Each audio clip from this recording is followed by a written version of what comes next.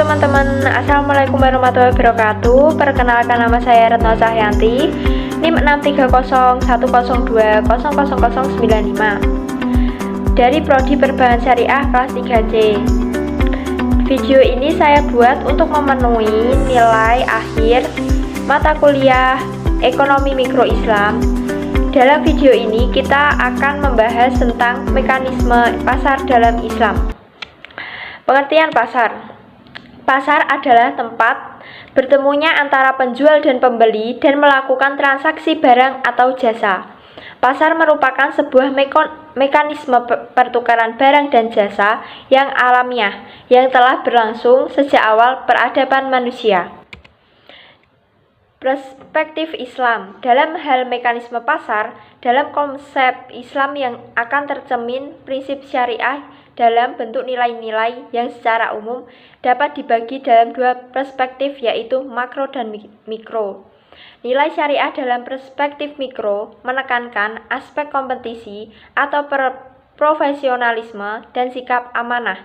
Sedangkan dalam perspektif makro, nilai-nilai syariah menekankan aspek distribusi, pelarangan riba, dan kegiatan ekonomi yang tidak memberikan manfaat secara nyata kepada sistem perekonomian.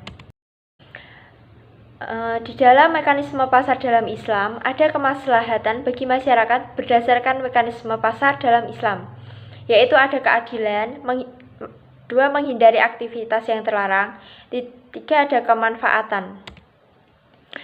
Selanjutnya ada harga dan persaingan sempurna pada pasar Islami. Menurut Ibnu Taimiyah, pasar yang ideal menurut Ibnu Taimiyah adalah pasar yang bebas dalam bingkai nilai dan moral Islam, yaitu pasar yang bersaing bebas, kompetitif, dan tidak terdistorsi antara permintaan dan penawaran. Hal tersebut bisa disebabkan oleh kekurangan produksi atau penurunan impor barang-barang yang diminta. Apabila permintaan naik dan penawaran turun, harga-harga akan naik. Sementara apabila persediaan barang meningkat dan permintaannya terhadapnya menurun, maka harga pun ikut menurun. Selanjutnya ada kekuatan pasar dalam ekonomi Islam. Kontribusi dari para sarjana muslim terdahulu belum mampu menyeimbangi dengan keadaan yang terjadi saat ini, karena pada saat itu masih ada dalam mekanisme pasar sederhana mengukur dari segi permintaan dan penawaran barang atau jasa. Seperti yang terangkum dalam penjelasan sebagai berikut, yaitu ada permintaan. Permintaan merupakan salah satu elemen yang menggerakkan pasar. Istilah yang digunakan Ibnu Taimiyah untuk menunjukkan permintaan ini adalah keinginan. Faktor-faktor yang mempengaruhi permintaan ini yaitu ada harga barang yang bersangkutan, pendapatan konsumen, harga barang lain yang terikat, selera konsumen, ekspektasi atau pengharapan, masalah atau tujuan dalam mengonsumsi barang. Selanjutnya ada penawaran. Penawaran adalah kekuatan penting dalam pasar sebagai ketersediaan barang yang ada di pasar. Menurut penawaran bisa dari impor dan produksi lokal, sehingga kegiatan ini dilakukan oleh produsen maupun penjual.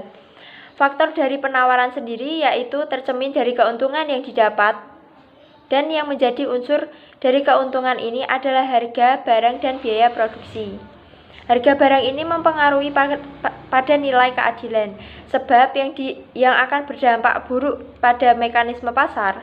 Sedangkan untuk biaya produksi yang menyesuaikan harga merupakan hal yang wajar terjadi apabila mengalami kenaikan penilaian situasi dan kondisi yang ada. Selanjutnya ada intervensi dan regulasi pasar. Distorsi pasar atau kondisi pasar yang tidak seimbang yang mengganggu mekanisme pasar yang sudah tersusun rapi, yaitu disebabkan oleh satu, penimbunan barang atau ihtikar, atau pedagang dilarang melakukan ihtikar, yaitu melakukan penimbunan barang dengan tujuan spekulasi. Dua, ada taksir, yaitu penetapan harga merupakan salah satu praktek yang tidak dibolehkan oleh syariat Islam.